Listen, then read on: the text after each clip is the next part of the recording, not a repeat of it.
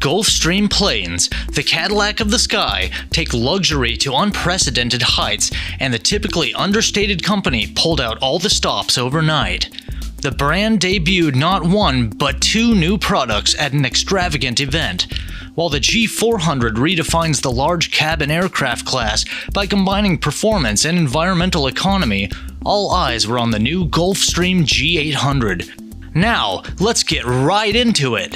The 71.5 million G800 will have the same fuselage as the G650ER, but will borrow many of the features built for the G700. It will have the most extended range of any currently announced business jet. In addition to the Symmetry, flight deck, wing, tail, and rolls engines include the cabin seating, cabinets, and lighting. The jet can seat up to 19 people and sleep 10 when equipped with 4 living spaces, or up to 15 passengers when equipped with 3 living areas and a crew compartment. Both versions contain front and aft restrooms and a gallery for food preparation, albeit the gallery is more significant when the crew rest space is included. It keeps the G650ER's original interior dimensions: 53.6 foot length, 6.25 foot height, 8.2 foot width, and 2,138 cubic feet cabin capacity. It will also include the same 16 huge oval cabin windows as its predecessor. When flying at 41,000 feet, the cabin altitude will be 2,916 feet. The flight deck for pilots will be the same as the G700, with Symmetry, 2 head-up displays with an integrated vision system and a predictive landing performance system. The G800 has the same 99.75 foot length as the G650ER, but that's where the similarities end. The new jet's wingspan at 103 feet is nearly 3.5 feet greater than its predecessor and exactly equals that of the G700. The tail height of the G800 is 2 inches lower at 25.5 feet. The Pearl 700 engines of the G800 are rated at 18,250 pounds of thrust each, matching the power plants in the G700. According to Gulfstream, the Pearl 700s are 18% more fuel efficient than the G650's Rolls BR725 engines. The MTOW of the G800 will be 105,600 pounds. At the same time, the aircraft manufacturer claimed that it would be possible to temporarily reduce this to less than 100,000 pounds for operations at weight-restricted fields, such as Teterboro Airport in New Jersey. Other weights include a zero fuel weight of 60,500 pounds, a maximum payload of 6,200 pounds, and a total fuel weight of 49,400 pounds. According to early performance statistics from Gulfstream, the G800 will have a maximum ceiling of 51,000 feet and a Mach of 0.925 MMO. The estimated takeoff distance at MTOW is 6,000 feet. The G800's class-leading 8,000 nautical miles range will be accomplished at a long-range cruising speed of Mach 0.85.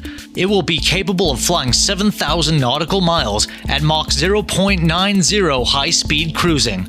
Either speed option from New York will provide a constant connection to Shanghai, Tahiti, Punta Arenas, Johannesburg, or Mumbai. As a result, Gulfstream's Burns expect that many operators will choose to fly at high speeds for numerous flights. The G800 will fly non-stop from Hong Kong to London, Moscow, Rabat, Perth, Sydney, Los Angeles, or New York.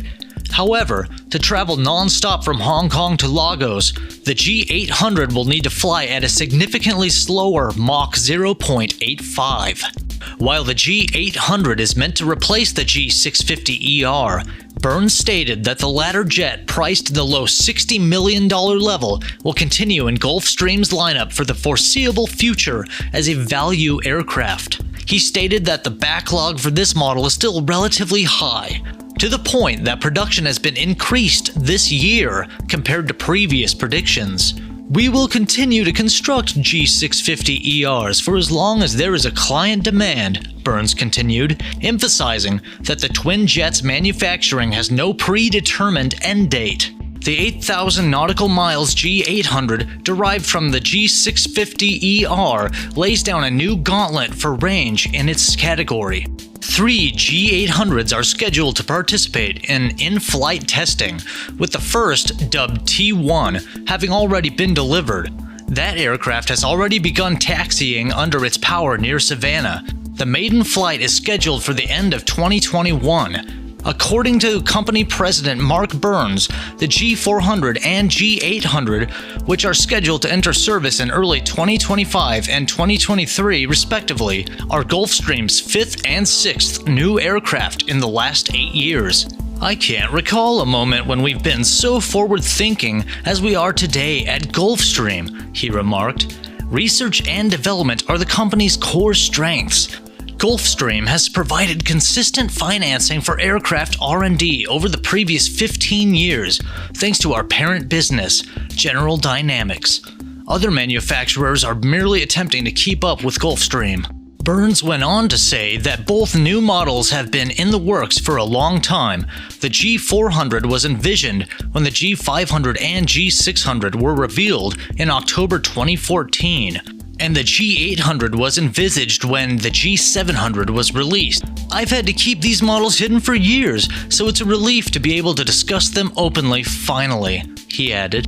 When the G800 succeeds the G650ER, all Gulfstream's large cabin jets will have standard flight decks, including Honeywell Epic-based Symmetry avionics and BAE Systems active control side sticks, making it easier for pilots to switch between these fly-by-wire aircraft. The G700 and G800 will share a wing, tail, and fuselage cross-section, and the Rolls-Royce Pearl 700 turbofans, expected to be FAA certified early next year. These ultra-long-range planes will be built in Savannah's present G650ER production plant. If you enjoyed this video, make sure to leave a like and subscribe. Thanks for watching.